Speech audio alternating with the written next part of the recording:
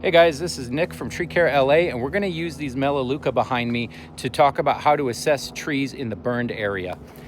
So every arborist in LA knows right off the bat that these are Melaleucas. They look like they were pretty heavily burned. You look up and there's not much of a crown up there. Everything's gone. They even have the blue mark, the barcode, and the orange flagging with the tree ID on it, showing that they were marked by Tetra Tech, the private contractor, marking them as recommended for removal. Cage put is another name for Melaleuca trees, though everyone locally calls them Melaleuca. So right off the bat, we need to assess the tree species itself. How tolerant is it of fire? And Melaleuca has this really thick, papery bark that we all know really well.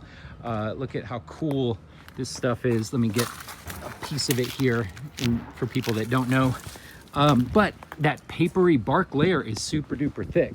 So before we get too close, we need to zoom out. We've got to look at the whole tree. And I'm going to be honest with you, this doesn't look good.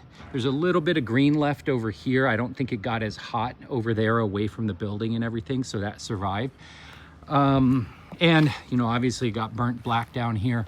But if you look at the top, you can see that there's new growth sprouting out. Look at that little bit of green inside there. Here's a better cluster right here, front and center. That's new growth coming out. Now, seeing that new growth up there doesn't mean this tree will survive. It's totally possible that this area here got burnt so hot that the roots can't absorb water anymore, but there's still water in the wood here, and that water is what's powering the new growth up there.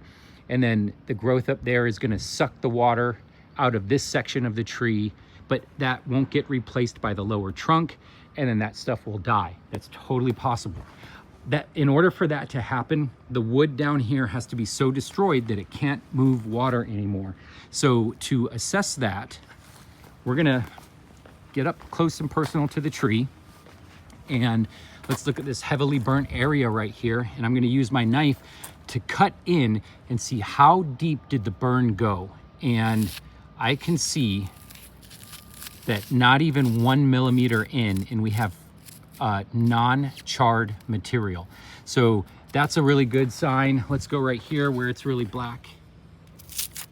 And we get, yeah, a couple millimeters in, and there's fresh, healthy bark material. But this Melaleuca bark is really squishy and spongy. This isn't what's moving the water up and down the tree, that's underneath. So as an arborist, this part's a little hard to do, but I'm gonna take the knife and we're gonna cut in. And so if we go to this area here, let's go right about here. And I can peel away, and we get to this healthier wood. And now we're gonna go hard and really cut in through that thick layer. And what we can see, if I'm correct, yeah. So we've got this really thick layer of bark here, but inside, oh, let's clear out a little more.